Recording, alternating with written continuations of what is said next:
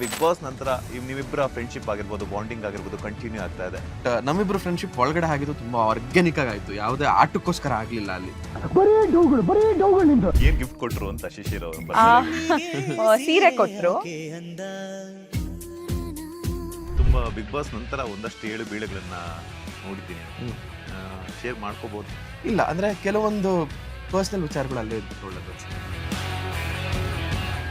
ಯಾವಾಗ good news ಕೊಡ್ತಾರೆ, ಮದುವೆ ಗುಡ್ ನ್ಯೂಸ್ ಕಾಲಾಯ ತಸ್ಮೈ ನಮಃ, ಯಾವಾಗ ಏನಾಗ್ಬೇಕು ಅದು ಖಂಡಿತ ಆಗಿ. ಬಿಗ್ ಬಾಸ್ ಇಂದ ಬಂದ್ಮೇಲೆ ನಿಮ್ಮಿಬ್ಬರ ಜೋಡಿಯನ್ನ ಸಾಕಷ್ಟು ಜನ ಒಪ್ಕೊಳ್ತಾ ಇದ್ರೆ, ನೆಗೆಟಿವ್ ಕಮೆಂಟ್ ಮಾಡುವಂತವ್ರಿಗೆ ನಿಮ್ಮಿಬ್ಬರ ಆನ್ಸರ್ ಏನು? ನಾವ್ ಇನ್ನೂ ಡಬಲ್ ಕೆಲಸ ಮಾಡೋದಕ್ಕೆ ಇನ್ನೂ ಮೋಟಿವೇಟ್ ಮಾಡ್ತಿದ್ದೀರಾ ನೀವು. ರೀಲ್ಸ್ ಅಂದ ತಕ್ಷಣ ನಂಗೆ ನೆನಪಾಗಿದೆ, ಅಪ್ಪು ಸರ್ ಬರ್ತ್ಡೇಗೆ ಒಂದು ಸ್ಪೆಷಲ್ ರೀಲ್ಸ್ ಮಾಡಿದಾರೆ, ಸಿಕ್ಕಾಪಟ್ಟೆ ವೈರಲ್ ಆಗೋಯ್ತು.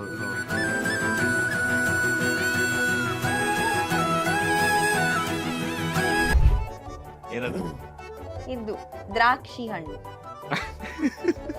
ದ್ರಾಕ್ಷಿ ಹಣ್ಣು ತಿಂದು ನೋಡ್ಬೋದಲ್ಲ, ಹಿಂಗಿರುತ್ತೆ ಅಂತ ಅನ್ಸುತ್ತೆ, ತಿಂದು ನೋಡು. ಅಯ್ಯಯ್ಯೋ, ತೊಂಡೆಕಾಯಿ ತೊಂಡೆಕಾಯಿ ತೊಂಡೆಕಾಯಿ.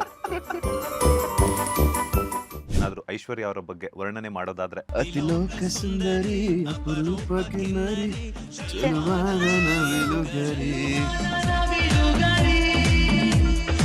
ಸೊ ಐಶ್ವರ್ಯ ಅವ್ರಿಗೆ ಯಾವ್ದಾದ್ರು ಒಂದು ಕನ್ನಡದ ಕವನ ಹೇಳೋದಾದ್ರೆ? ಬರ್ದಿದಾರೆ ಆಕ್ಚುಲಿ. ಹೌದಾ? ಬಿಗ್ ಬಾಸ್ ನಂತರ ಇಬ್ರು ಸೇರಿ ಮಾಡಿರುವಂತಹ 10 ಬೆಸ್ಟ್ ಕೆಲಸಗಳು ಯಾವ್ಯಾವು ಅಂತ? ಸಣ್ಣ ಪುಟ್ಟದೆಲ್ಲ ಹೇಳ್ಕೊಳಕ್ ಆಗಲ್ಲ, ಏನೇನೋ ಮಾಡಿದ್ದು. Congratulation brother, congratulation. ಫ್ಯಾನ್ಸ್ ಗಳ ಪ್ರೀತಿ ನಿಮ್ಮಿಬ್ಬರಿಗೂ ಸಿಕ್ಕಿದೆ, ಅವರ ಪ್ರೀತಿಗೆ ಏನ್ ಹೇಳ್ತೀರಾ ಅಂತ? Wear blessed. ಮೋಕ್ಷಿತಾ ಅವ್ರ ಬಗ್ಗೆ ಹೇಳೋದಾದ್ರೆ?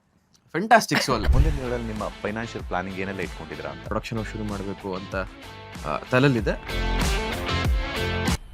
ಮಜಾ ಆಯಾ.